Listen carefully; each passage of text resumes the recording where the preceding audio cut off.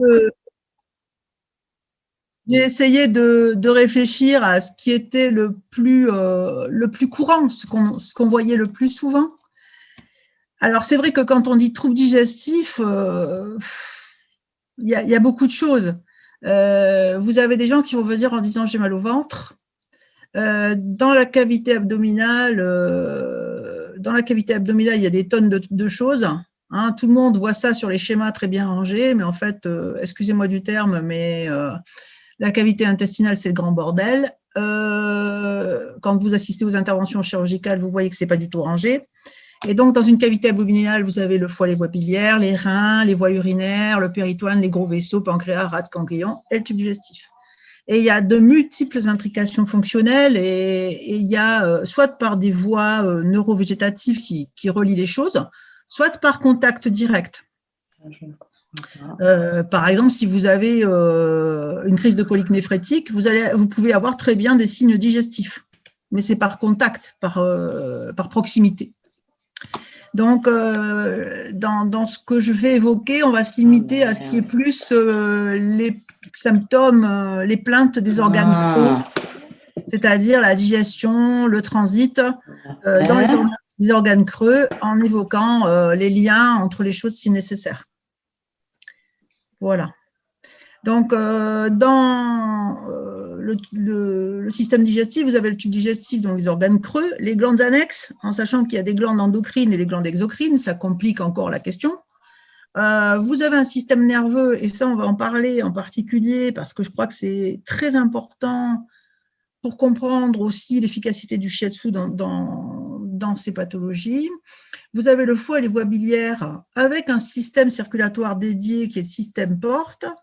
Et puis, vous avez l'invité surprise, mais qui devient maintenant une des choses les plus importantes, et pas seulement dans les troubles digestifs, qui sont nos amis, les bactéries du microbiote, qui sont là aussi et qui ont plein d'actions dans le corps. Voilà. Donc, pardon. Je suis partie dans le mauvais sens. Donc, la fonction de nutrition, c'est des fonctions digestives de dégradation des aliments. C'est aussi du respiratoire et du circulatoire, parce qu'il faut apporter les aliments aux cellules. C'est des fonctions excrétoires et endocriniennes, parce qu'il y a des régulations dans ce qu'on absorbe, dans ce qu'on assimile, dans ce qu'on n'assimile pas, dans ce qu'on rejette. Et notre organisme a besoin de tout ça pour renouveler ses cellules, pour fonctionner avec son énergie, pour assurer son homéostasie. Il y a des séquences physiologiques extrêmement complexes. Vous avez l'intervention du cerveau, du système de la récompense, du système neuro-endocrinien qui intervient dans l'appétit, le besoin de manger, l'envie, et qui entraîne les sécrétions, c'est-à-dire si vous regardez quelque chose et que vous avez faim ou que vous avez envie de le manger, vous allez avoir des sécrétions qui vont se faire indépendamment du fait d'avoir mangé. Vous allez saliver, vous allez avoir une sécrétion d'acide. Vous avez la mastication, ça fait partie de la digestion. Vous avez la salivation, la déglutition, le péristaltisme œsophagien, tout ce qui se passe dans l'estomac avec le malaxage, le broyage, la digestion acide. Vous avez des absorptions de vitamines qui sont ciblées sur des toutes petites zones. Vous avez des digestions enzymatiques dans l'intestin grêle avec les selles biliaires, les enzymes du pancréas. Vous avez des absorptions spécifiques dans l'intestin grêle. Dans le gros intestin, vous avez tout un processus de fermentation et formation de sel. Et puis, vous avez l'élimination des déchets. Et tout ça, ça fait quelque chose de très complexe. D'autant qu'il s'y rajoute la participation du foie, qui est une espèce d'usine de traitement avec des synthèses de substances protéiques qui sont indispensables à la vie, la dégradation des déchets protéiques, la synthèse et la dégradation des lipides, le stockage des glucides, en sachant que nous avons à peu près 300 grammes de stock en permanence, 300 grammes de glycogène. Vous avez le métabolisme des médicaments, pratiquement tous les médicaments ont un premier passage hépatique. Et puis, vous avez les voies biliaires intra- et extra-hépatiques, voilà, qui ont un rôle très important. Vous avez une autre glande annexe qui est le pancréas et qui va avoir des fonctions exocrines, c'est-à-dire fabriquer des enzymes pour dégrader les différentes molécules, et puis qui a des fonctions endocrines, et en l'occurrence l'insuline, qui est une hormone extrêmement importante, indispensable à la vie. Et vous avez aussi la gastrine qui, par mécanisme de régulation, fait sécréter le suc gastrique. Donc tout ça, c'est très complexe. Vous y rajoutez un système nerveux entérique, et ce système nerveux entérique, bien, il est qualifié de deuxième cerveau. On pense qu'il y a environ 200 millions de neurones. C'est un système nerveux qui est autonome, qui contrôle la motricité, c'est-à-dire en fait tout ce qui est musculaire dans le mouvement digestif, mais qui commande aussi ce qui est sécrétoire et vasculaire. Et puis, il y a des plexus, c'est-à-dire du tissu nerveux organisé sur toute la hauteur, qui contrôle la motricité et qui gère les sécrétions. Ce système nerveux autonome, il interagit en continu avec le système nerveux sympathique et parasympathique, mais il est autonome lui-même. Et il utilise les mêmes substances que le système nerveux central et le système sympathique, c'est-à-dire l'acétylcholine, la noradrénaline et l'adrénaline, mais aussi la sérotonine, dont il est le principal fournisseur. Alors, il faut savoir que la sérotonine est impliquée dans la gestion des émotions et c'est aussi le médiateur de la sociabilité. Et c'est pour ça que quand on est stressé, qu'on n'est pas bien, bon, on va avoir beaucoup de manifestations digestives, mais c'est aussi pour ça qu'on peut être déprimé parce qu'on a des troubles digestifs. Et on va vous dire, c'est parce que vous êtes déprimé que vous avez des troubles digestifs. Eh bien non, on peut être déprimé parce qu'on a des troubles digestifs. Donc, le système nerveux entérique est relié, il faut le savoir, au système nerveux central par l'intermédiaire du principal nerf du système sympathique qui est le nerf vague. Et vous avez des interactions permanentes, des régulations permanentes par voie neurologique. Donc, on peut dire que le système digestif, ça ne se résume pas à des entrées et des sorties. Il y a plein de gens qui sont obsédés par savoir qu'est-ce qui rentre et qu'est-ce qui sort. C'est beaucoup plus compliqué que ça. Ce n'est jamais purement mécanique ni chimique. Il y a tout un tas de choses qui interviennent, donc y compris les organes des sens. Pourquoi ? Parce que quand vous regardez quelque chose qui vous donne faim, eh bien, ça va stimuler et vous allez commencer des processus de digestion avant même que vous ayez avalé votre éclair au chocolat ou autre. Vous avez des régulations complexes qui interviennent, qui peuvent être facilement perturbées. Et la vie moderne et la société de consommation entraînent des dysrégulations parce que nous n'avons pas été fabriqués forcément pour manger des frites tous les jours et nous n'avons pas été fabriqués forcément pour manger du sucre tous les jours. Et les perturbations digestives entraînées par ces dysrégulations entraînent d'autres pathologies, puisque la digestion est essentielle à l'homéostasie. Voilà. Alors, qu'est-ce que les personnes, de quoi elles se plaignent, les personnes, qu'est-ce qu'elles vont dire? Et puis après, on verra un petit peu les principales maladies, puis et comment le shiatsu intervient. Et puis voilà. Les principales plaintes digestives, ça va être des douleurs. J'ai mal au ventre, j'ai mal à l'estomac, et assez souvent, j'ai mal au foie. Assez souvent, les gens localisent. Ce n'est pas forcément la vraie cause, mais souvent ils localisent. Des nausées. Et vous verrez, je m'attarderai un petit peu sur les nausées, parce que les nausées, c'est très complexe. Et les reflux et les régurgitations. Alors ça, c'est hyper fréquent à cause des hernies hiatales. Des dysphagies, c'est-à-dire des difficultés à déglutir et à faire descendre la nourriture dans l'œsophage. Des sensations de mal digéré qu'on appelle des dyspepsies, des troubles du transit, diarrhée, constipation ou alternance des deux, des ballonnements diffus ou localisés, des flatulences avec ou sans ballonnement et les bruits qui vont avec, des saignements sous forme de vomissement ou de selles sanglantes ou d'émission de sang dans les selles.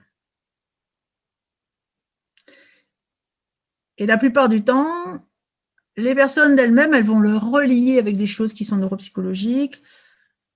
Dans le vocabulaire courant, on va dire il m'est arrivé ça, je ne l'ai toujours pas digéré. Elle m'a dit ça, je l'ai en travers du gosier. On va dire ça me gonfle. Voilà, il y a plein de choses dans le langage courant qui, quelque part, évoquent cette relation très forte entre le système nerveux et les intestins. Donc, en règle générale, tous ces symptômes, ils peuvent s'associer, être chroniques ou aigus et orientés vers des maladies bénignes ou malignes ou tumorales, infectieuses, fonctionnelles.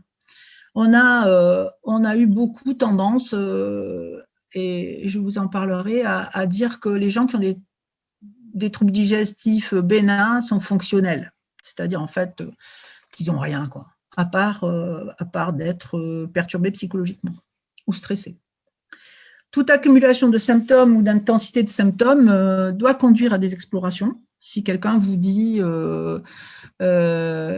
j'ai mal à l'estomac, je suis obligé de me pencher en avant parce que ça me fait horriblement mal très souvent, bon, cette personne-là, il faut qu'elle aille voir un médecin, il faut qu'elle ait des examens, même si elle est stressée.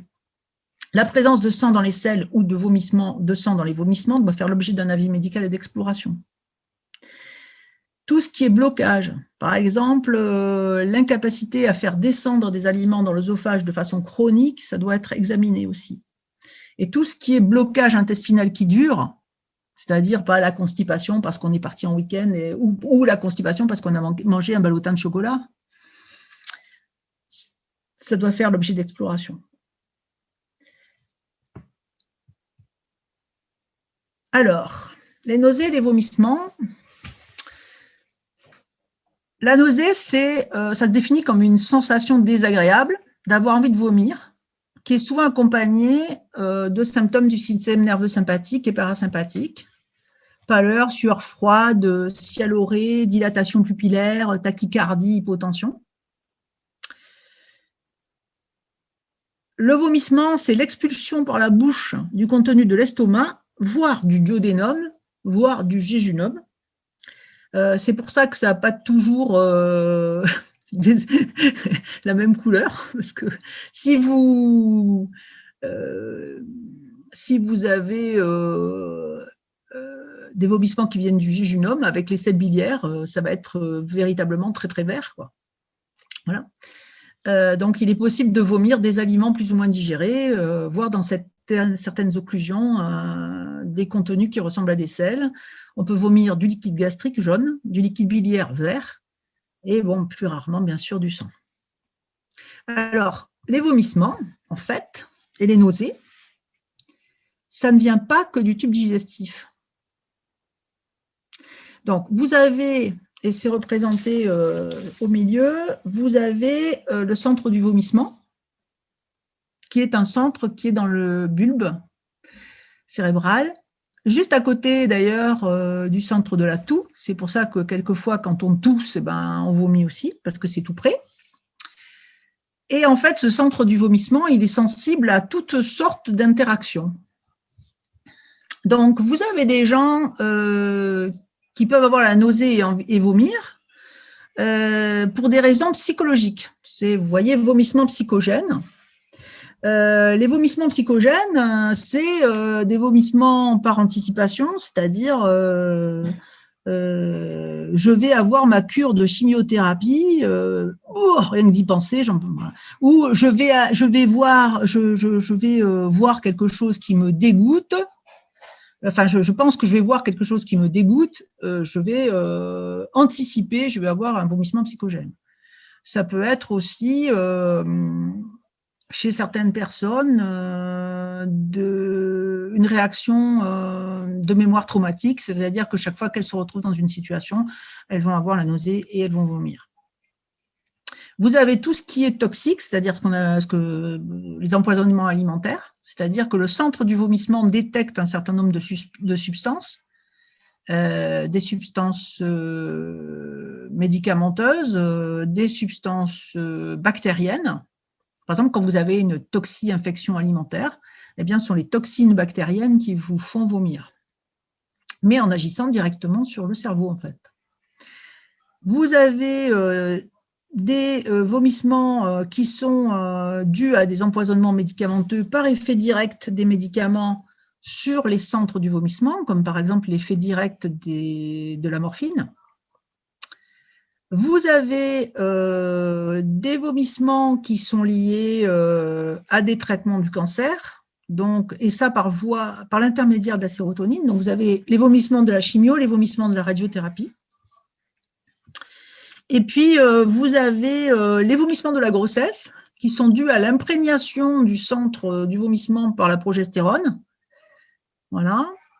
Et puis, vous avez des vomissements qui sont liés à des troubles de l'équilibre, c'est-à-dire qu'en fait, à cause de problèmes au niveau de l'oreille interne, vous avez une perturbation qui va impliquer le système végétatif et vous allez avoir nausées et vomissements dans le car, dans la voiture, sur le bateau. Voilà. Donc, vous voyez, il y a énormément de causes. Ah oui, il y a aussi une autre chose, c'est que d'autres organes peuvent induire des nausées, des vomissements. Par exemple, vous pouvez avoir des infarctus cardiaques qui, par les afférences des nerfs neurovégétatifs, vont donner uniquement des nausées et des vomissements et pas forcément de douleurs de type angine de poitrine. Donc, c'est pareil pour les anomalies de la langue et du pharynx. Par exemple, des fois, quand on a une très, très grosse angine, on va avoir des nausées et des vomissements. Voilà, donc c'est très complexe. Et en fait, les demandes concernant les vomissements vont concerner et les nausées vont concerner plein de gens. Donc, des femmes enceintes, des personnes ayant des vertiges ou des troubles de l'oreille interne, des personnes ayant des hypertonies vagales. Vous savez, par exemple, les gens qui, quand ils voient une goutte de sang, ils tombent dans les pommes ou vomissent, voilà. Des personnes qui ont des anomalies gastro-œsophagiennes chroniques, donc des hernies hiatales ou des pathologies hépatiques chroniques. Des personnes qui prennent des traitements toxiques. Et donc, moi, bon, c'est vrai que je fais de la médecine intégrative en soins palliatifs et en soins de support. Et c'est vrai qu'il y a tout un travail à faire pour la prévention des vomissements dans les intercures de chimiothérapie. Et puis, il y a des personnes qui ont des troubles du comportement alimentaire, c'est-à-dire que vous avez des anorexiques qui, à la seule idée de manger ou en pensant qu'elles ont trop mangé, vont avoir des nausées, des vomissements.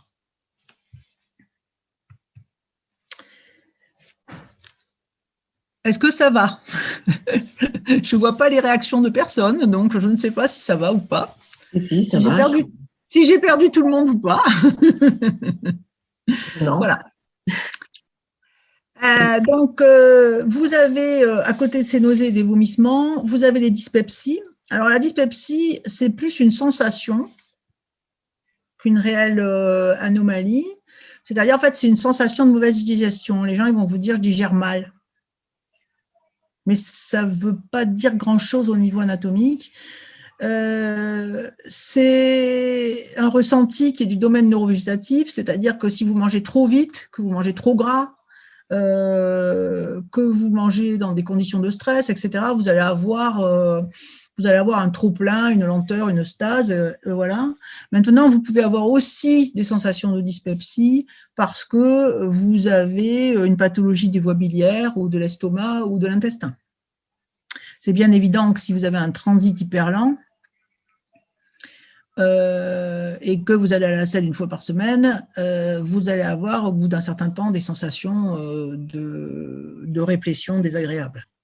Il y a une question là, oui. Une personne qui demande à quoi sont dues les nausées d'une personne enceinte, les nausées de la grossesse. Alors, les nausées de la grossesse, elles sont liées aux modifications hormonales. Alors, les nausées de la grossesse, normalement, c'est que le premier trimestre. C'est-à-dire, dans les 3 premiers mois, quand il y a l'installation de la grossesse, les modifications, les fortes sécrétions de gonadotrophine chorionique, enfin bon, les grosses sécrétions d'hormones qui modifient le corps voilà, il y a une espèce de relâchement, vasodilatation, assouplissement des articulations, et il y a une imprégnation du système nerveux. Et donc, c'est ça qui donne les nausées. Parce que après le premier trimestre, après, il y a d'autres facteurs. Alors, il y a des facteurs mécaniques, c'est-à-dire que j'ai des souvenirs émus de la grossesse de Hugo, hein, voilà, où, je veux dire, il était tellement énorme, il était tellement grand et gros que j'avais des troubles digestifs, parce que mon estomac n'avait plus aucune place, voilà. Donc ça peut être mécanique, et puis ça peut être aussi psychogène. Parce que si une femme enceinte est stressée et que la grossesse se passe mal, vous pouvez avoir des femmes enceintes qui ont des grossesses pendant toute la grossesse. Après, les pathologies digestives, c'est pas parce que vous êtes enceinte que vous pouvez pas avoir un calcul dans la vésicule. Voilà. Mais normalement, les nausées de la grossesse, nausées typiques, hein, voilà, c'est les 3 premiers mois. Est-ce que j'ai répondu à la question?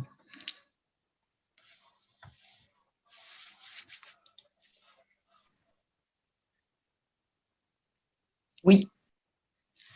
Oui. Voilà, donc en fait, les mécanismes peuvent être très différents selon le stade de la grossesse. Mais la nausée, la dame qui dit « Ah, j'ai mal au cœur, je suis enceinte », c'est les 3 premiers mois. Okay. Alors, oui?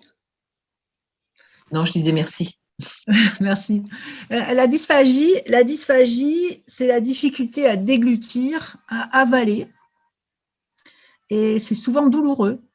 Donc, ça peut être vraiment au niveau du carrefour avec la bouche, donc ça peut être d'origine ORL et pas du tout digestive, donc ça peut être lié à des angines, à des tumeurs de la gorge.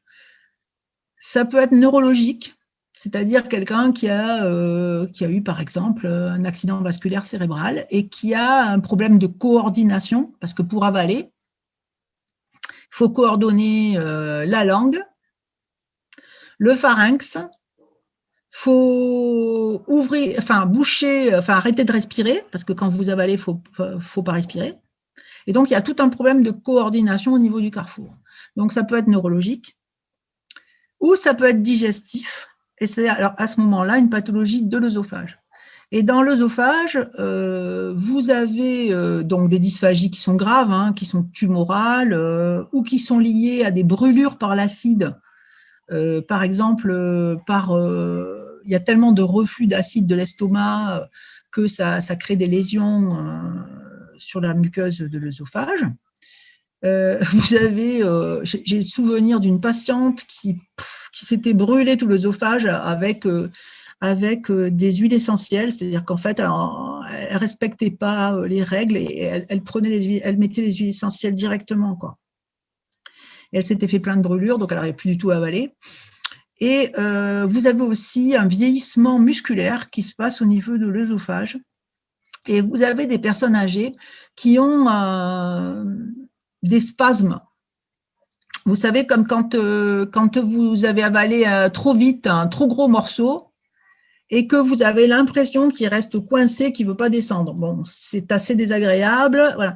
Mais vous allez finir par le faire descendre. Mais bon, donc, chez les personnes âgées, vous avez des personnes qui ont des spasmes au niveau de l'œsophage, qui sont très pénibles, et c'est quelque chose sur lequel on peut avoir une action justement par le shiatsu. Ça a des conséquences souvent chez les personnes âgées parce qu'en fait, déjà, ça va les amener à sélectionner certains aliments, à plus manger par exemple de viande, et puis ça peut aussi entraîner des reflux alimentaires, c'est-à-dire si déglutir c'est très désagréable, eh bien on va beaucoup moins manger.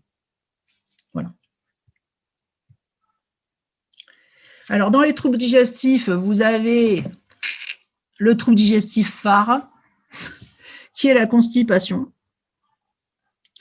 Alors, il y a des obsessions, hein, il y a plein de gens qui sont obsédés. Alors, peut-être que c'est parce que je suis gériatre et qu'en gériatrie, vous avez toute une population qui a vécu dans l'idée qu'il fallait se purger.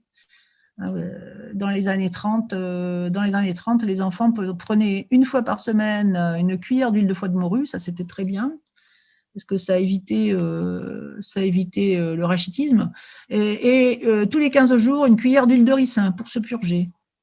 Donc, il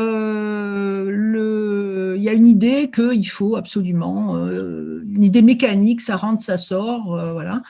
Et il y a des gens qui pensent être constipés alors qu'ils ne sont pas du tout. Voilà. La vraie définition de la constipation, c'est moins de 3 selles par semaine, avec des selles rares et dures.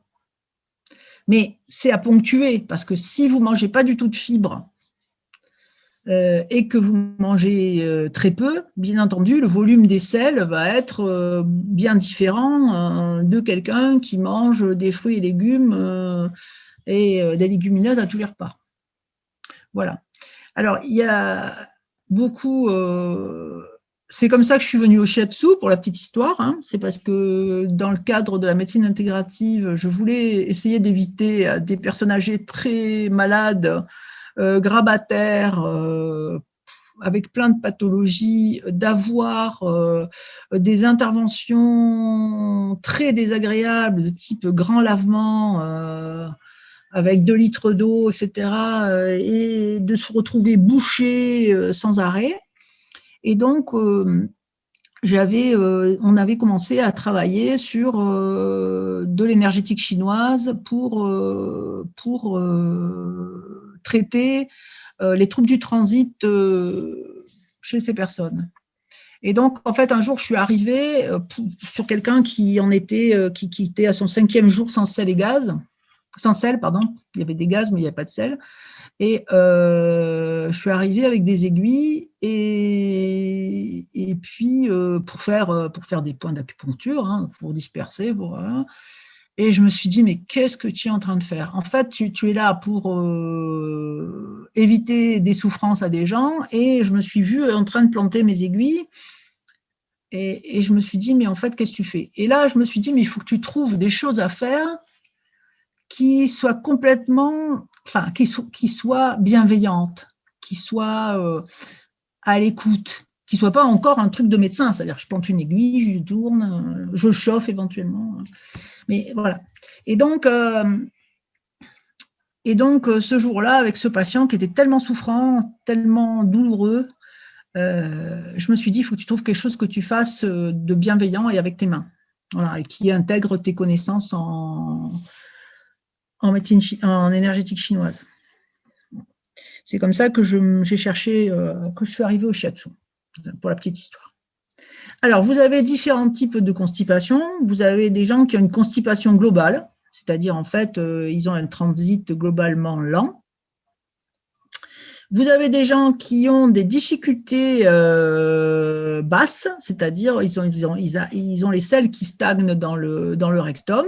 Les selles s'accumulent. Alors, très souvent, c'est parce que le périnée est un peu distendu, alors pour des raisons post-accouchement par exemple, pour des maladies neurologiques, pour des distensions chroniques, par exemple des gens qui ont des constipations chroniques et qui font des lavements, qui ont des hémorroïdes énormes, etc. Voilà. Et dans tous les cas, l'intervention du shiatsu peut apporter de la régulation. Bien entendu, ça ne peut pas se faire sans qu'il y ait des mesures hygiéno-diététiques. C'est-à-dire que c'est sûr que si la personne ne boit rien et qu'elle mange aucune fibre, ça va être compliqué. Mais le shiatsu joue un rôle vraiment très important dans la régulation du transit intestinal. Alors, on va parler des gaz. C'est un sujet voilà, qui est compliqué. Les gens vont jamais dire je fais des pets qui sentent hyper mauvais, etc. Ils vont plutôt dire j'ai des ballonnements, j'ai mal, voilà. Donc, la production de gaz elle est tout à fait normale. Ça fait partie du transit normal d'émettre des gaz. Ils sont normalement évacués. Donc, normalement, on produit un petit peu de méthane et du dioxyde de carbone. Et bon, après, très peu de composés sulfurés. Mais dans certains cas, vous avez des personnes qui vont faire des gaz nauséabonds, c'est-à-dire de l'hydrogène sulfuré qui sent l'œuf pourri, et d'autres gaz sulfurés, et vont en faire dans des quantités excessives et sans pouvoir trop se retenir.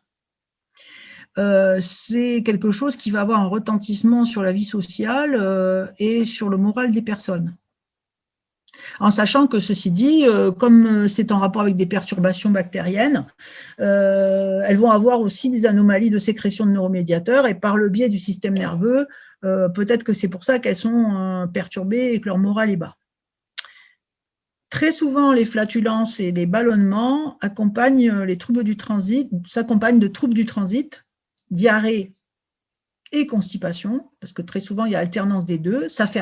D'abord, on est constipé, ça fermente, et après, vous avez une fausse diarrhée d'évacuation. Et puis, vous avez des douleurs qui sont liées à la distension.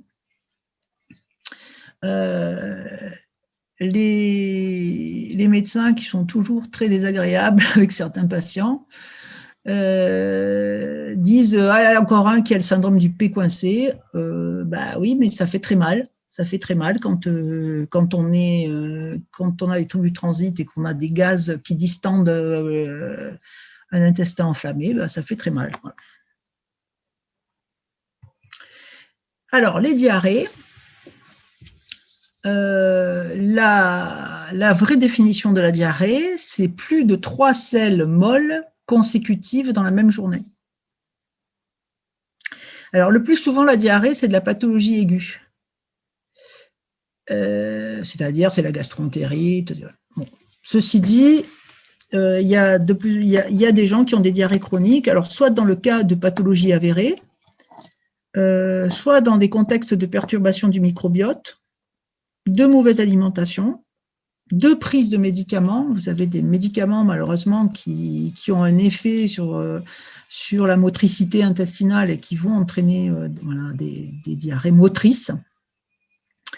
Vous avez des personnes qui ont des troubles hormonaux. Par exemple, si vous êtes hyperthyroïdien, vous pouvez avoir de la diarrhée, de même que vous pouvez avoir, si vous êtes hypothyroïdien, de la constipation. Et la diarrhée est souvent associée au ballonnement, aux flatulences et aux douleurs. La composante neurovégétative elle est très importante dans la diarrhée. D'ailleurs, on dit, ça, en parlant de quelque chose qui nous ennuie, ça nous fait chier, hein, excusez-moi du terme. On dit, entre guillemets, je suis emmerdé. Voilà. Certaines personnes peuvent être très gênées par des diarrhées qui peuvent survenir n'importe quand. Et c'est parfois compliqué en société de trouver des WC. Il y a des gens qui réduisent, dans certaines pathologies, qui réduisent leur vie sociale à cause de ces problèmes de transit. Alors, les douleurs digestives, elles sont de plusieurs types. Vous avez des brûlures, des crampes, des spasmes, des coliques, des douleurs de distension. Et selon les pathologies, elles vont être plutôt par crise ou plutôt permanentes. Elles vont être à différents endroits, elles vont être rythmées ou non par les repas. Et en fait, selon l'examen clinique, selon les médecins vont savoir si ça vient des voies biliaires, si ça vient du pancréas, si ça vient des organes creux, selon les signes associés. Mais il faut toujours essayer de trouver la vraie cause des douleurs et ne pas dire c'est une indigestion ou c'est de la colite sur quelque chose qui dure et qui peut avoir une cause importante. Alors, on va voir un petit peu les pathologies les plus fréquentes. Donc, ce qui est le plus fréquent en pathologie courante, c'est le reflux gastro-œsophagien et l'hernie hiatale. À partir d'un certain âge, c'est 50% de la population féminine, pour des questions de relâchement au niveau du sphincter du cardia, les gastrites et les ulcères, la lithiase au niveau des voies biliaires, le syndrome du côlon irritable et le SIBO, le syndrome de prolifération bactérienne de l'intestin grêle, les hémorroïdes et les fécalomes. Alors, vous avez aussi des pathologies sévères qui sont beaucoup plus rares. Certaines sont rares, d'autres sont plus fréquentes. C'est tout ce qui concerne les tumeurs, les infections chroniques, les maladies inflammatoires et auto-immunes et les maladies immuno-allergiques. Hein, en sachant que la place du shiatsu sera très différente dans ces deux configurations. Donc, je vais vous dire un mot des tumeurs du système digestif. Bon, je pense que le shiatsu peut aider les patients aux différents moments des maladies tumorales. C'est-à-dire qu'en fait, le shiatsu peut aider les patients dans le soulagement des symptômes, par exemple l'alternance diarrhée, constipation, les douleurs, le vécu général de la maladie. Et il peut permettre de préparer des gens au niveau stress, aux interventions et aux traitements. Il a une place énorme dans la prévention des nausées, des chimiothérapies. Il a une place énorme dans l'accompagnement des séquelles. Et il faut savoir qu'il y a des patients qui sont guéris, mais qui ont la vie complètement pourrie par les séquelles de la toxicité de la chimio, par exemple les brûlures, les fourmillements, etc. Et donc le shiatsu, il peut apporter un mieux-être avant, pendant et après le parcours de soins. Et il a aussi, même en soins palliatifs, une importance énorme dans la prise en charge des angoisses, des symptômes, de la dépression, tout du sommeil. Voilà. Donc, tout ça, il faut que ça se fasse, bien sûr, avec, si possible, l'accord des gens qui prennent en charge les malades. Hein. Voilà. Donc, voilà un petit mot sur ce qu'on peut faire dans les pathologies tumorales. Vous avez des maladies inflammatoires chroniques intestinales et en particulier des diarrhées chroniques, c'est-à-dire des maladies qui sont liées à des inflammations auto-immunes de l'intestin, comme la rectocolite hémorragique, qui est une maladie qui donne des diarrhées sanglantes, des douleurs très importantes, une altération de l'état général, et qui nécessite des traitements très importants. La maladie de Crohn, qui est une maladie inflammatoire qui touche l'intestin grêle avec des symptômes un petit peu identiques. Vous avez des maladies auto-immunes du foie et des voies biliaires. Hein, et dans ces pathologies-là, bon, il y a la rectocolite hémorragique et la maladie de Crohn, elles sont reliées chez certaines personnes sur un terrain génétique à la spondylarthrite ankylosante. Et vous savez qu'il y a des études sur l'accompagnement en shiatsu de ces maladies. Donc, le shiatsu peut intervenir dans le parcours de soins pour aider à contenir les symptômes, traiter la composante de stress et diminuer le recours au traitement médicamenteux. Vous avez des pathologies dégénératives, donc la diverticulose, qui est une maladie qui est reliée au vieillissement et à la constipation. Donc, si on évite que les gens soient constipés, on va prévenir la diverticulose. La diverticulose, c'est dû à la formation de petits diverticules, de petites cavités dans la paroi, dans lesquelles vont des résidus alimentaires, les graines de tomates, les pépins de raisin, les peaux de raisin, etc. Et ça va faire des infections et parfois ça aboutit à de la chirurgie d'amputation du sigmoïde. Donc, vous avez aussi des pathologies fréquentes qui sont les stases, les calculs biliaires, qui sont de la stagnation dans la vésicule ou des migrations dans les voies biliaires et qui peuvent avoir des conséquences très importantes. Donc, il y a un recours très fréquent à la chirurgie. Le shiatsu, ça peut être un apport dans la prévention des récidives. C'est-à-dire quelqu'un a eu un premier épisode, il veut faire tout en œuvre pour ne pas se retrouver avec une prochaine crise d'infection de diverticules. Il ne veut plus être constipé, il veut bien respecter ses mesures hygiéno-diététiques. Le shiatsu peut l'aider à lutter contre les douleurs et les spasmes. Hein. De même dans les problèmes de lithiase vésiculaire. Donc un gros rôle dans la prévention des récidives, à mon avis. Alors, en ce qui concerne les pathologies digestives hautes, Donc, un petit mot sur hernie hiatale et reflux. Donc, il faut savoir qu'il y a des remontées acides à cause des hernies hiatales dans l'œsophage et que certaines personnes peuvent avoir des troubles qui ne sont pas de la lignée digestive. C'est-à-dire que vous avez des patientes en général, mais qui ont des toux chroniques ou même de l'asthme. Donc, en fait, avec un retentissement de l'acidité dans l'œsophage sur le poumon. En ce qui concerne gastrite et ulcère, on pensait, moi, quand j'ai fait mes études, on m'enseignait l'ulcère de l'estomac comme l'archétype de la pathologie psychosomatique. Et puis, c'est-à-dire, en fait, c'était le stress, les contrariétés, la mauvaise hygiène de vie, et paf, on avait un ulcère à l'estomac. Et à l'époque, donc il y a 40 ans, on faisait des vagotomies, c'est-à-dire en fait on coupait le nerf vague parce qu'on pensait que c'était ce qui marchait, hein, parce que ça coupait complètement la sécrétion d'acide. Hein. Mais les gens n'allaient pas bien du tout après parce que quand même l'acide c'est très important dans le fonctionnement. Et on faisait aussi des gastrectomies partielles ou totales d'ailleurs pour ulcères. Et puis on s'est rendu compte en fait que les ulcères et les gastrites étaient en grande partie dus à la présence d'une bactérie dans l'estomac, la seule bactérie qui vit dans un acide chlorhydrique aussi puissant, qui s'appelle Helicobacter pylori ou jejuni, enfin on l'appelle. Voilà. Et cette hélicobactère, si on la traite, eh bien, on n'a plus de récidive d'ulcère. Alors, un vaste sujet actuel, le syndrome du côlon irritable et le syndrome de prolifération bactérienne. C'est un sujet très important. Il y a des publications asiatiques, en particulier chinoises. J'ai trouvé ça très intéressant. Alors, c'est dommage parce que c'est sur des sites médicaux. Et, en fait, alors, ce n'est pas du tout des publications de médecine énergétique. C'est des publications, tout ce qu'il y a de plus allopathique, qui établissent des liens entre les troubles digestifs de l'intestin grêle et les pathologies cardiaques.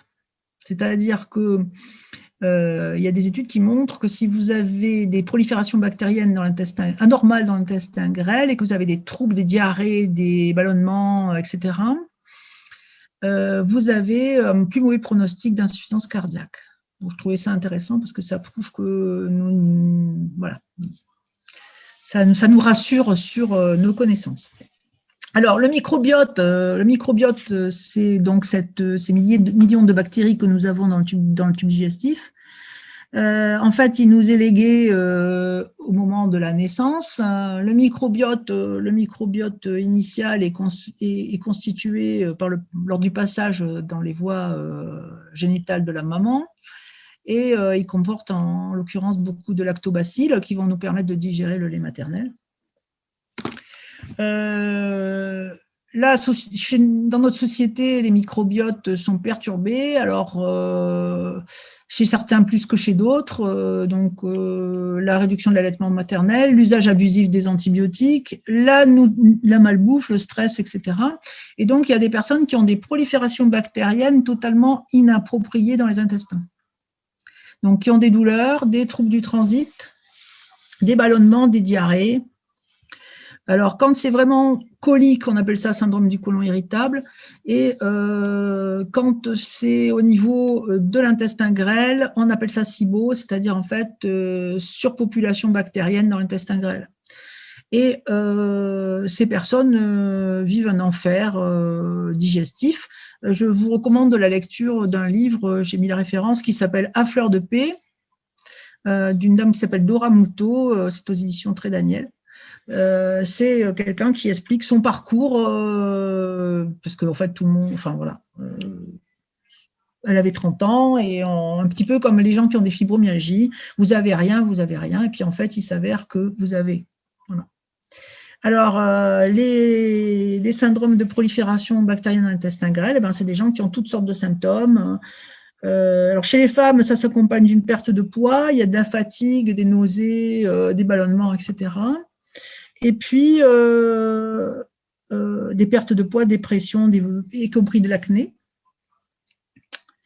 Et puis, donc voilà, ça représente 60% des consultations des gastro-entérologues. C'est pas négligeable. Vous avez 5 à 15% de la population française atteinte. C'est en général une femme de 42 ans, à 75% en moyenne. Et sinon, vous avez 24-25% d'hommes. C'est toutes catégories socio-professionnelles confondues. Alors, le profil chez la femme, c'est quelqu'un qui va être plutôt mince, plutôt fragile, plutôt, j'allais dire, qui va montrer quelque chose de plutôt yin. Et par contre, chez l'homme, c'est des gens qui vont montrer un physique plutôt pléthorique, avec un gros ventre, un syndrome métabolique, des diarrhées chroniques, des mauvaises analyses. Et en fait, il semblerait que les anomalies du microbiote aient un rôle dans le développement des syndromes métaboliques et du diabète et de l'obésité. Ça va, je ne vous ai pas perdu? Voilà, alors ensuite, comment? J'ai dit tout va bien. Tout va bien? Ça oui. Va. Ça vous plaît? Oui, c'est bien. Alors, les hémorroïdes, donc je vous ai mis un mot parce qu'on a quelque chose à faire aussi en shiatsu. Ce sont des dilatations veineuses qui siègent dans le canal anal. Et comme toujours, parce qu'on pense que les hémorroïdes, c'est pas normal. Ben, c'est normal d'avoir des grosses veines dans le canal anal parce qu'en fait, elles ont une fonction pour faire descendre les selles. Enfin, vasodilatation et descendre les selles. Le problème, c'est qu'en fait, elles finissent par devenir des sortes de varices et qu'on se retrouve avec des thromboses, des infections, des fissures, etc. Et c'est quelque chose qui est extrêmement fréquent. Je pense que c'est à peu près 60% de la population adulte qui a eu au moins une fois un problème d'hémorroïdes. Voilà. Et c'est très lié à la vie sédentaire, à l'alimentation trop riche, etc. Alors, je voulais vous dire un mot des fécalums. Si certains d'entre vous interviennent dans des maisons de retraite, par exemple, ou chez des gens âgés, les fécalums, ce sont des impactions. Alors, le vrai terme médical, c'est impaction intestinale, mais on dit fécalum, c'est-à-dire tumeur constituée de sel.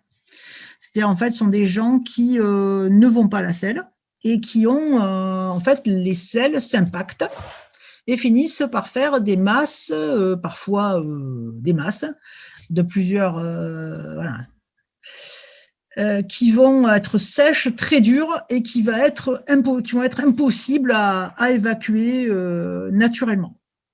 C'est une source de grande souffrance. Ça peut se compliquer de façon très grave avec des occlusions et des volvulus. C'est-à-dire qu'en fait, il y a tellement de poids de sel dans l'intestin dans la partie sigmoïde que ça bascule et ça se tord et c'est gravissime. Et le shiatsu a tout son intérêt chez ces patients pour les aider à réguler le transit et pour réduire de façon importante les épisodes aigus. Donc, s'il y en a qui interviennent sur des personnes très âgées ou sur des personnes neurologiques ou en EHPAD, ça peut avoir une importance de connaître ça. Et je voudrais vous parler aussi des fécalums des petits-enfants. Alors, c'est un cheval de bataille. De temps en temps, j'ai des lubies. Il faut savoir qu'il y a un certain nombre d'enfants qu'on peut vous amener en disant qu'il fait caca à la culotte, qui sont en fait des petits-enfants qui ont des fécalums, c'est-à-dire en fait des selles dures en masse dans le rectum qu'ils n'arrivent pas à faire sortir parce qu'ils ont trop mal. Et alors, c'est quelque chose qui survient lors de la première scolarisation à la maternelle. C'est-à-dire que les petits ne peuvent pas aller à la selle quand ils ont besoin. Il n'y a rien de plus naturel que ça que d'aller à la selle quand on a besoin. Et en plus, il y a de la promiscuité, c'est pas propre. Enfin voilà, ils sont pas tranquilles quand ils vont à la selle. Et donc des enfants qui sont un petit peu plus pudiques, un petit peu plus inhibés, eh bien ils vont tellement se retenir qu'ils vont se boucher.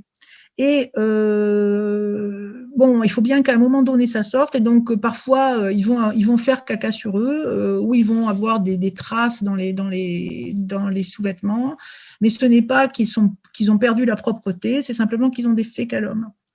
Et c'est très important de connaître ça pour pouvoir proposer, pour pouvoir donner des conseils. Hein. C'est-à-dire que on a tendance à psychologiser alors qu'en fait, c'est mécanique. Enfin, mécanique. C'est pas un enfant qui a un problème psychiatrique, qui a un problème psychologique, c'est un enfant qui a un problème avec les WC, quoi. Voilà. Donc, j'attire votre attention sur ce sujet. On peut avoir quelque chose à faire dans le lâcher-prise, la relaxation, et également aussi pour aider au niveau de la défécation, enfin du transit. Alors, après toute cette masse de choses très médicales, mais je pense que c'était peut-être intéressant. Je pense que c'est important de comprendre. Et puis les gens, ils arrivent avec des choses, ils vous disent des choses, c'est important de faire le tri. Qu'est-ce qu'au niveau shiatsu, on va trouver? Alors, qu'est-ce qui est le plus souvent impliqué?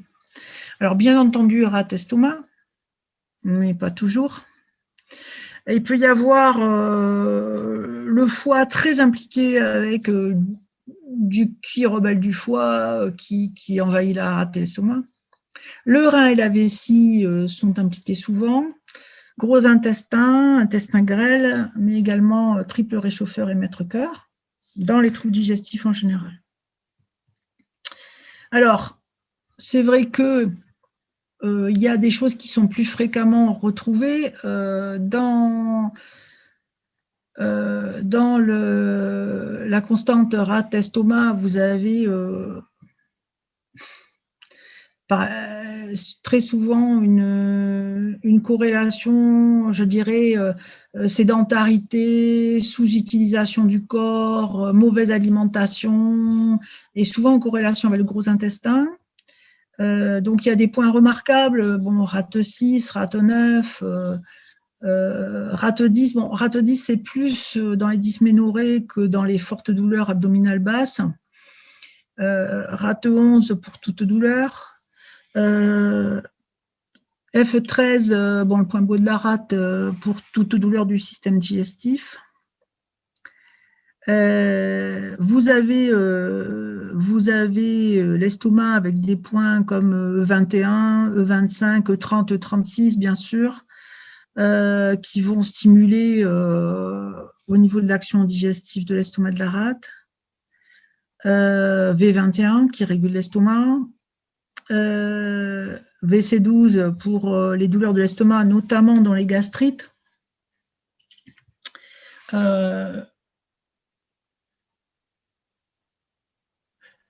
C'est vrai que ça va être assez fréquent que rate estomac soit impliqué. Mais vous allez aussi avoir des gens qui vont avoir plus des choses du domaine du gros intestin, en sachant que vous allez avoir un effet direct sur le gros intestin. Vous allez avoir le foie qui va être impliqué en raison des relations foie-estomac. Voilà. L'intestin grêle va avoir des implications dans le SIBO, et en particulier dans le SIBO. Le point U de l'intestin grêle V27 peut être intéressant dans le SIBO, mais aussi le maître-cœur, qui notamment, par le maître-cœur 3, régule le qui rebelle de l'estomac, et permis ainsi de réguler, avec le maître-cœur 6, de réguler nausées et vomissements. Et puis, dans l'estomac, dans le tube digestif, vous avez des quantités d'eau, de liquide. Et bien sûr qu'on peut avoir besoin d'agir sur un vessie. Et il faut pas négliger le fait que certains points, certaines zones du méridien de la vessie vont être impliquées dans tout ce qui concerne les hémorroïdes. Alors moi, je fais du soin palliatif et du soin de support. Et donc, c'est vrai que j'ai des patients qui sont avec des choses très profondes, très complexes, hein, et que c'est vrai que je vais souvent, des fois je pars sur la rate, et puis en fait je me retrouve à aller ailleurs, quoi. Voilà. Donc très souvent sur les merveilleux vaisseaux. Mais c'est parce que je travaille en soins palliatifs et que les patients qui sont très mal vont avoir plus des choses, voilà, qui sont plus reliées au merveilleux vaisseau. Je vous donne quelques cas de figure, pour exemple, en sachant que de toute façon, ce qui vous guide en premier, c'est le diagnostic du hara. Donc, la gastrite chronique, vous pouvez retrouver un estomac jitsu, une vésicchio. Dans les RGO, vous allez avoir un estomachio et un rinjitsu, assez souvent. Dans les ulcères, vous allez avoir différents tableaux avec très souvent les aspects de protection du cœur qui sont kyo. Voilà. La dyspepsie, vous allez avoir un estomachio. Alors, Masunaga a écrit que dans les hernies abdominales, donc par extension la hernie hiatale, les méridiens des organes internes concernés sont kyo. Bon, moi, je n'ai pas expérimenté ça. Donc, en théorie, ça serait que l'estomac serait en vide plutôt pour la hernie hiatale. En ce qui concerne les hémorroïdes, on peut avoir un gros intestin jitsu, une vésicchio pour traiter la constipation, en travaillant le gros intestin beaucoup aux jambes. Et il y a des points sur le vaisseau gouverneur 20, par exemple, qui peuvent soulager au niveau des hémorroïdes. Mais il y a beaucoup de choses, voilà. Par rapport à la diarrhée, il y a différentes situations. Hein, vous allez avoir des gens qui vont avoir des diarrhées, alors dans les diarrhées bénignes, hein, bien sûr, parce que dans les maladies plus complexes, le tableau va être plus complexe. Hein. Mais par exemple, vous allez avoir des couples rate-intestin, vessie-intestin, voilà, estomac, maître-cœur, voilà. Hein, donc, des couplages comme ça. Alors, ce que je voulais vous dire, que j'ai très souvent observé concernant le traitement en shiatsu des troubles digestifs, c'est que pour les personnes qui viennent pour la première fois, parfois on a des difficultés d'installation. Alors bon, moi j'ai toujours des difficultés d'installation parce que les patients ils sont tellement graves que j'ai toujours des difficultés d'installation. Mais alors, celles qui sont propres aux troubles digestifs, c'est par exemple les personnes qui ont des hernies hiatales et qui ne peuvent pas s'allonger. C'est-à-dire, vous avez des gens, si vous les mettez à plat sur le tatami, vous allez avoir, ils vont avoir de l'acide qui va leur remonter jusque dans le fond de la gorge. Donc, certaines personnes ont besoin d'être assises à 30 degrés. Donc, il faut s'adapter, sa position.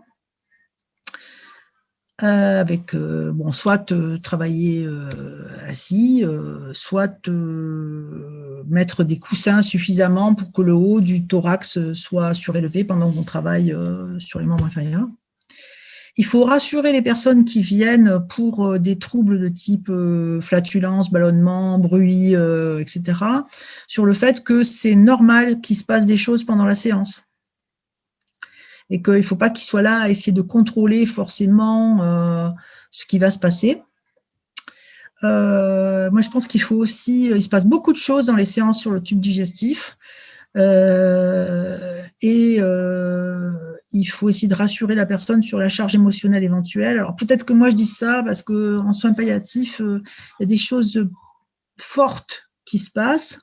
Et c'est vrai qu'il y a des charges émotionnelles énormes sur certains méridiens, hein, pour la personne et éventuellement pour la personne qui donne.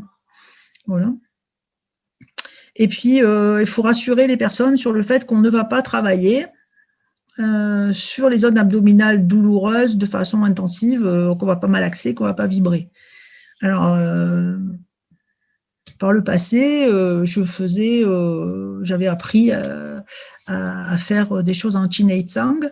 Et en fait, il y avait des patients qui avaient peur de faire, par exemple, une technique qu'on appelle l'ouverture de la porte des vents.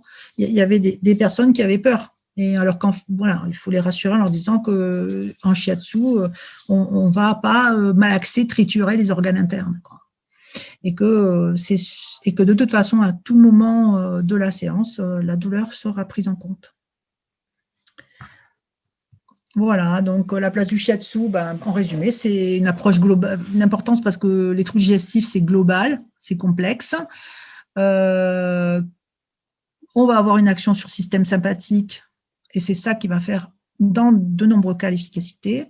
On va accompagner les pathologies chroniques. On ne va pas se centrer sur le tube digestif lui-même, et c'est important. Et on va passer bien souvent sur un autre plan qui va aider les gens à ne pas rester dans pipi caca. Et on va aussi aider des gens dans leur parcours sur des pathologies qui sont anciennes, ancrées, et qui, du fait de leur ancrage, ont une sévérité. Voilà, je vous remercie de votre attention.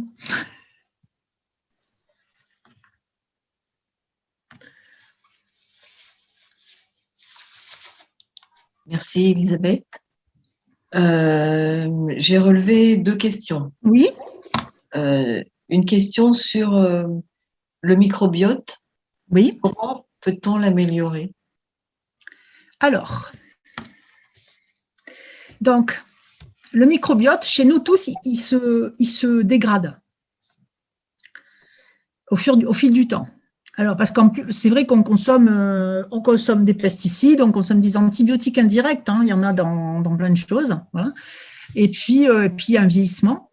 Donc, ce qu'il faut, c'est essayer de consommer le maximum, de consommer des fruits et des légumes, parce que les fibres vont avoir une action. Il y a des sucres qui sont toxiques, des sucres qu'on appelle fermentescibles, c'est-à-dire en fait des sucres qui favorisent des fermentations, des pullulations des bactéries. Si vous allez sur Internet, vous pouvez trouver, ça s'appelle FODMAPs, c'est un acronyme américain, ça veut dire sucre fermentescible au niveau digestif, et vous avez des exemples. Si on revient à des fondamentaux, nous, Homo sapiens sapiens, et bon, éventuellement Homo neanderthalis, ne mangez pas de fromage, mangez des graminées et des légumineuses, mais ne mangez pas du pain tous les jours. Ils ne mangent pas de sucre complexe. Et donc, tous les éléments industriels, les édulcorants, par exemple, sont toxiques pour le microbiote. Tous les aspartames, etc. D'ailleurs, je ne sais pas si vous, y compris les édulcorants végétaux comme le xylitol, par exemple, le maltitol, le xylitol. Si vous en consommez trop, vous verrez, vous aurez la diarrhée. Donc, il faut revenir à une alimentation la plus, je dirais, fait maison possible, la plus diversifiée, et surtout essayer de supprimer tous les additifs, les colorants, les antibiotiques dans les viandes, voilà, essayer le plus possible de… voilà. Et on peut réensemencer les intestins. Par exemple, quelqu'un qui aurait eu un énorme traitement antibiotique après une maladie, par exemple, on peut réensemencer les intestins. Alors, il y a des gens qui travaillent là-dessus, ils essaient de savoir… Parce que justement, on pense que selon la composition du microbiote, on peut déclencher certaines maladies. Alors, je veux dégoûter personne, mais il faut savoir que, par exemple, dans certaines maladies très graves, des infections qu'on attrape dans les hôpitaux avec un microbe qui s'appelle Clostridium difficile. C'est une saloperie, mais alors atomique, qui se transmet par des spores. Eh bien, on est parfois obligé, pour sauver les gens, de les réensemencer en microbiote. C'est-à-dire, en fait, de faire des greffes de sel. De gens supposés normaux. Alors, sans en arriver là, si vous pensez que vous avez des troubles du microbiote, vous pouvez essayer de prendre des probiotiques. Alors, le problème qu'il y a, c'est que les probiotiques ne conviennent pas à tout le monde. Par exemple, moi, si je mange un Activia, je suis malade pendant une semaine. Ça ne doit pas correspondre du tout à mes amis intestinaux. Par contre, il existe des probiotiques qui sont proches du microbiote initial. Donc, en l'occurrence, du Lactobacillus gasseri, qui est le lactobacille que nous avons à l'origine. Voilà. Mais bon, ceci dit, une alimentation le plus possible loin de l'industrie et des fruits, des légumes. Voilà. C'est un bon moyen de restaurer son microbiote, du cru et du cuit. Voilà. D'accord. J'avais une autre. Oui, oui. Non, c'était une autre question en fait. Oui. Donc, si oui, vous n'avez pas fini. Pour les enfants, c'est à propos des fécalums. Oui. Est-ce qu'il y a des signes qui peuvent. Quels sont les signes? Parce que à part. Alors, en fait, c'est des enfants qui vont se plaindre de. Alors, souvent, c'est des tout petits. C'est-à-dire, c'est des 4 ans, quoi. Voilà. Ils ont été propres à 2 ans et demi, ils sont allés à l'école, et alors, ils vont dire que j'ai mal au cucu. Alors, il faut dire qu'ils ont tellement, des selles qui sont tellement dures que, donc c'est naturel. Vous avez des selles dans le rectum, vous avez envie d'aller aux toilettes. Il va aux toilettes, il commence à pousser un peu, ça fait tellement mal qu'il s'arrête. Et en fait, ils vont avoir de la constipation, c'est-à-dire ils vont pas faire caca pendant. Voilà. Et quelquefois, on va s'en rendre compte simplement parce que justement, ils font sur eux. En fait, l'incoprésie, c'est-à-dire le fait d'être incontinent anal chez un enfant, ça n'existe que chez des enfants qui ont des troubles psychotiques ou des débiles mentaux. Ça n'existe pas. Un enfant qui a été propre à 2 ans et demi, alors qu'on refasse pipi au lit, oui, parce qu'il y a des troubles du sommeil. Il y a des troubles du sommeil qui sont liés au stress, qui sont liés à des, voilà, chez des enfants qui ont des changements de vie, voilà. Le pipi au lit est lié à un trouble du sommeil. Mais l'incoprésie, le fait de faire caca à la culotte alors qu'on a été propre, ça n'existe que dans des pathologies neurologiques ou psychiatriques graves. Donc, un petit enfant il faut se poser toujours la question de ça, et surtout, il faut éviter de les angoisser en les psychologisant. C'est extrêmement fréquent, extrêmement fréquent. Mon fils a 26 ans, s'en rappelle encore. Hein. Parce que lui, c'est parce qu'il n'y avait pas de paroi, il n'y avait pas de... Les WC n'étaient pas fermés. Il y avait plein de petits WC, et les enfants allaient tous au WC ensemble. Ah oui. Il n'y avait pas de porte, il n'y avait pas de cloison. C'était comme ça, on pouvait les surveiller tous ensemble dans cette maternelle. Et en fait, il y a eu plusieurs mamans qui étaient allées dire, mais dites, qu'est-ce qui se passe à l'école? Parce que mon petit, il est complètement bouché. Donc, c'est quelque chose qui est... Voilà. Et après, les enfants sont très anxieux. Donc, c'est important de ne pas créer une pathologie là où il n'y en a pas. C'est juste de la... Mais même nous, beaucoup de nos constipations sont liées au fait à la civilisation. Parce qu'on n'est pas chez nous, parce qu'on est gêné d'aller aux toilettes, voilà. Et donc, on finit par ne plus avoir, à contrôler tellement, à retenir, à remonter, à contrôler, qu'on crée une pathologie enfin une pathologie, un trouble, là où on ne devrait pas en avoir. Si on a envie de faire caca, il faut aller faire caca. Comment fait-on quand il y a un fécalome? Comment on fait pour régler le problème, en fait? Est-ce que c'est par lavement, Alors, irrigation? en général, ce qui est important, c'est de permettre le glissement. Donc, assez souvent, il suffit de mettre de la vaseline, un petit suppositoire de glycérine, et surtout de rassurer. Voilà. De masser, de rassurer, etc., de mettre le petit suppôt de glycérine, de montrer que ça fait pas mal, etc. Enfin, je parle d'un tout petit. Mais c'est valable aussi pour un adulte. Bon, après, vous avez des adultes, il y a des fécalomes, on dirait des grossesses, quoi. Ça veut dire, il y a des gens, ils ont 7 jours de sel impacté, quoi. Et là, la seule solution, c'est d'hydrater, c'est-à-dire en fait de mettre du liquide pour essayer de ramollir, pour pouvoir après que la personne arrive à exonérer. Des fois, c'est spectaculaire. Hein. Voilà. C'est pour ça que la prévention de tout ça est très importante. La prévention de la constipation, c'est très important. Alors, j'ai un autre type, là, c'est carrément, on est dans la diarrhée.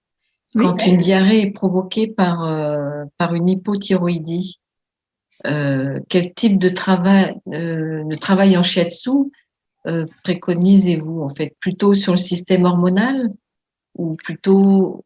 Alors, moi, je dirais, normalement, quand on a une hypothyroïdie, on a un ralentissement de transit.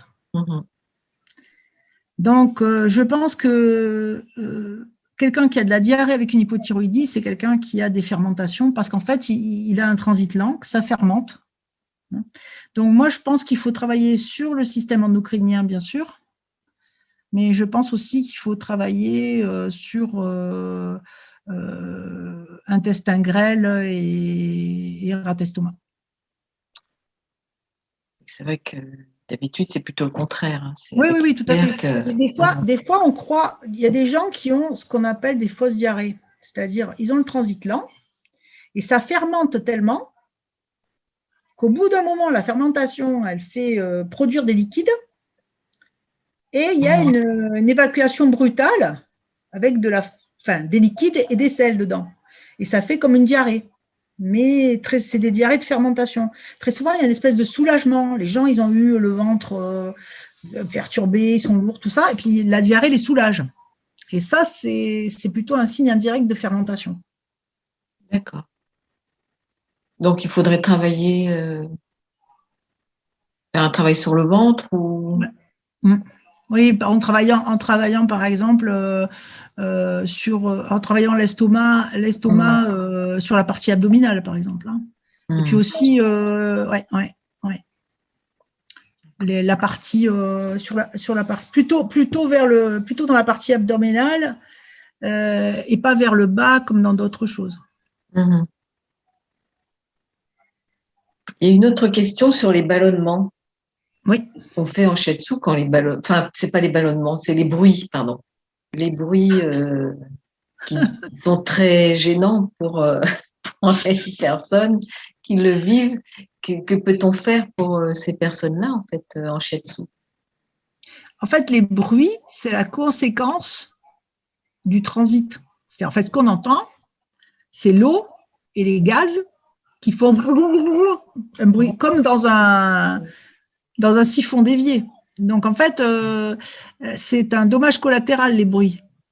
Donc en fait, il faut travailler sur l'intestin grêle, le gros intestin, voilà, comme on travaillerait, se centrer plus sur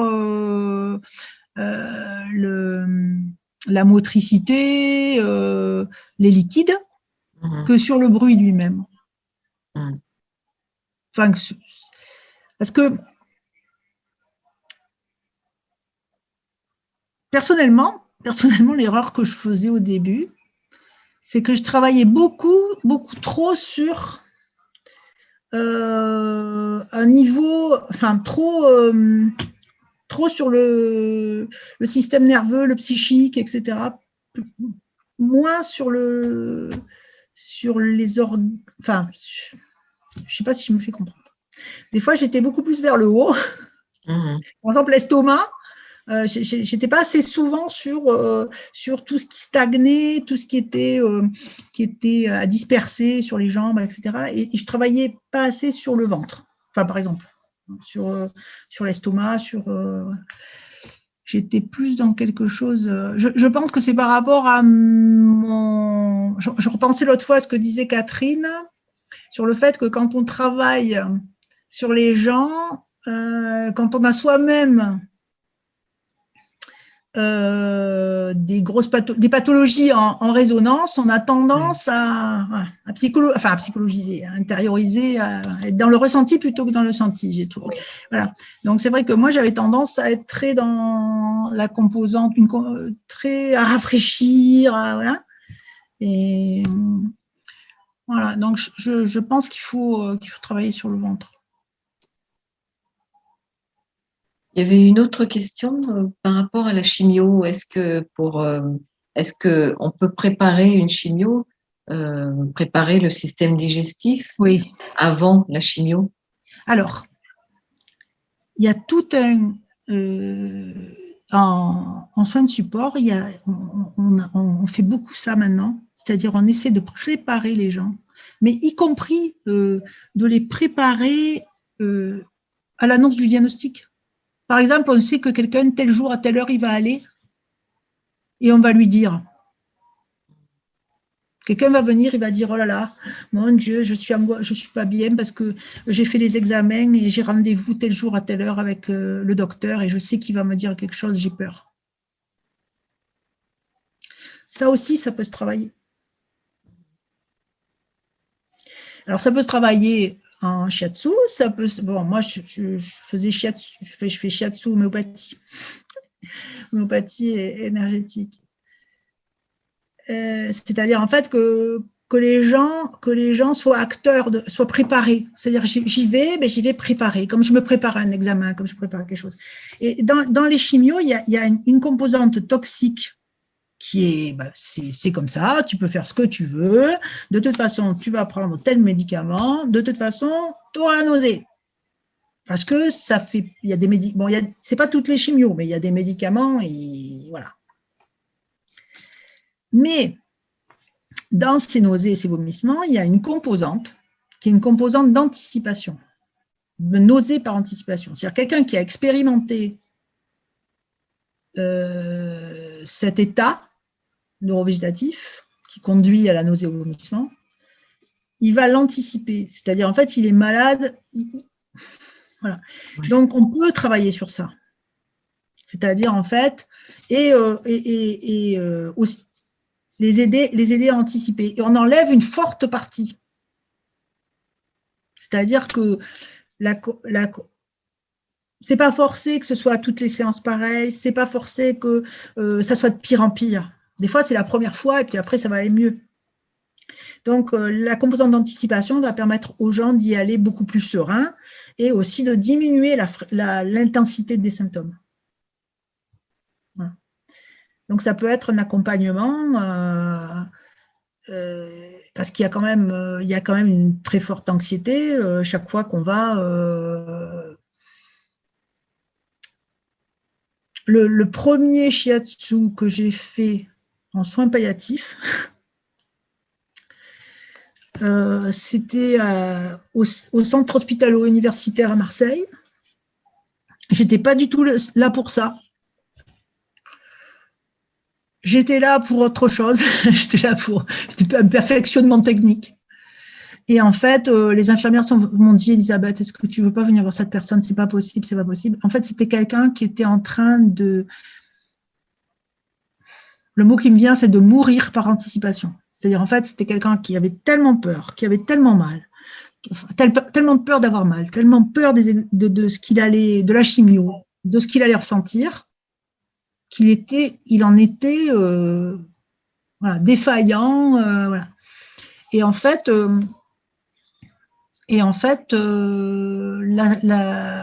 c'était une séance très courte, mais qui l'a énormément aidé.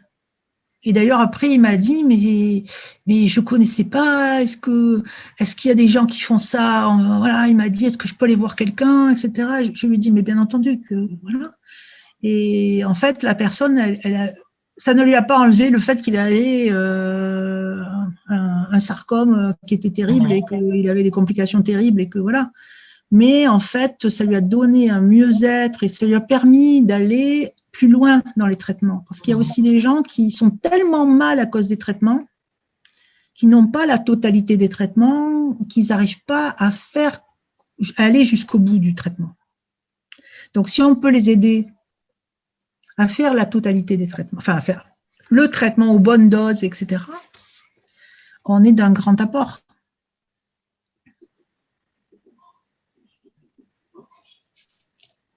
Il y a une autre question, là. Est-ce que la lactofermentation, c'est bon pour les intestins? Est-ce que c'est probiotique? C'est-à-dire la lactofermentation pour les légumes, par exemple. Pour les légumes, j'imagine que c'est un procédé tout à fait naturel et de conservation. Et en fait, les légumes, une fois qu'on les sort de la lactofermentation et qu'on les rince et qu'on les technique, qu'on les cuisine, bah, ils sont comme des légumes frais. Il n'y a pas eu les vitamines, les minéraux, tout ça n'ont pas été détruits. C'est une très bonne technique. Après, le problème, c'est que la lactofermentation, il faut que ce soit fait super propre. Parce qu'il ne faut pas qu'on se contamine avec autre chose que ce qui fait la lactofermentation. Après, il y a des personnes qui, parce qu'elles ont des altérations du microbiote, vont avoir du mal. Par exemple, moi, j'aime beaucoup le kéfir, le kombucha, le kéfir de fruits, le kéfir de lait, etc. Mais il y a, par exemple, mon conjoint ne peut pas, ça ne lui convient pas du tout, ces fermentations-là. Ça ne lui convient pas du tout. Bon, après, c'est vrai aussi qu'il est intolérant au lactose. Hein. Mais kéfir de fruits, c'est pas fait avec du lait, donc.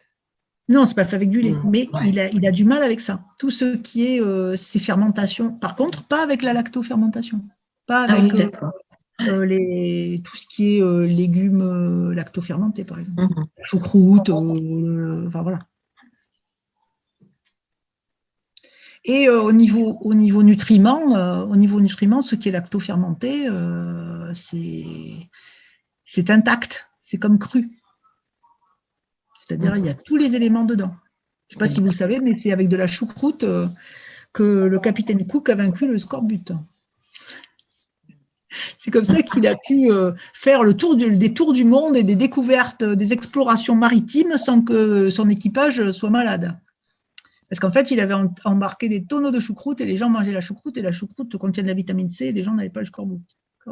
Parce que sinon, sur les bateaux, on mangeait que de la viande séchée et du fromage. Ouais.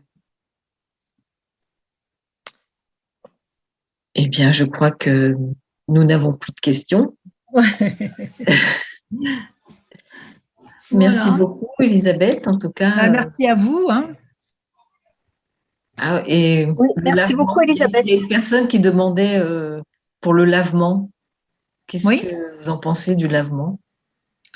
Alors,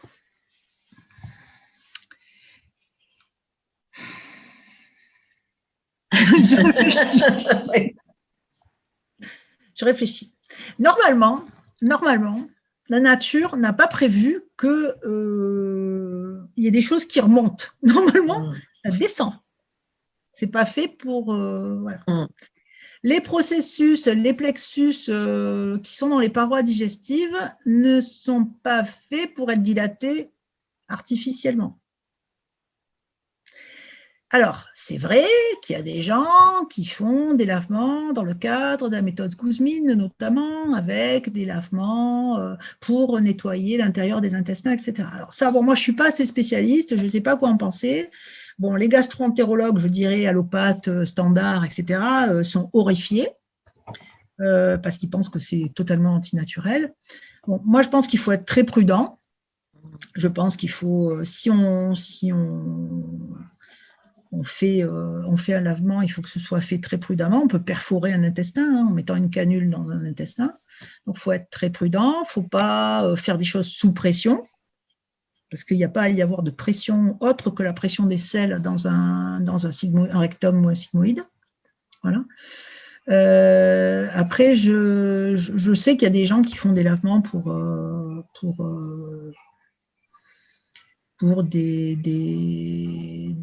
détoxifier, etc. Bon, moi, j'aurais tendance à penser qu'il vaut mieux se détoxifier par en haut que détoxifier par en bas. Bon. Ça, c'est un point de vue qui n'engage que moi. Enfin, qui engage le corps médical. Oui, oui. D'accord. En médecine, on ne fait de lavement que quand on ne peut pas faire autrement, c'est-à-dire que quand voilà, il y a urgence à ce qu'on évacue quelque chose. Oui. Ou quand on veut administrer des médicaments que la personne n'est pas en état de prendre par la bouche. Dans certaines situations où on a des antidotes à mettre à faire absorber, parce que la muqueuse de l'intestin, elle absorbe très bien. Si vous mettez un suppositoire de Doliprane, le Doliprane, il passe dans le sang. Donc, il y a des situations pathologiques où on peut être amené à mettre des médicaments dans le rectum pour traiter une situation pathologique. Hein. Mmh. Oui. Mais c'est vrai qu'on fait très rarement on fait des lavements que dans des situations pathologiques. Après, tout peut se... Bon, moi, j'engagerais à la prudence par rapport aux techniques et pas en faire un mode de vie. C'est-à-dire qu'il y a des gens, en particulier des gens âgés, qui, parce qu'ils pensent qu'ils doivent aller à la selle tous les jours, font des lavements ou des micro-lavements tous les jours. Ça finit par complètement perturber la musculature du rectum et qui ne reconnaît plus l'état de plénitude, en fait. Voilà.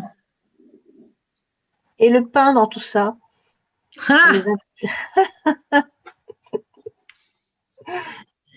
Alors bon, je pense que le problème du pain, actuellement, c'est pas le problème du pain, c'est le problème du mauvais pain.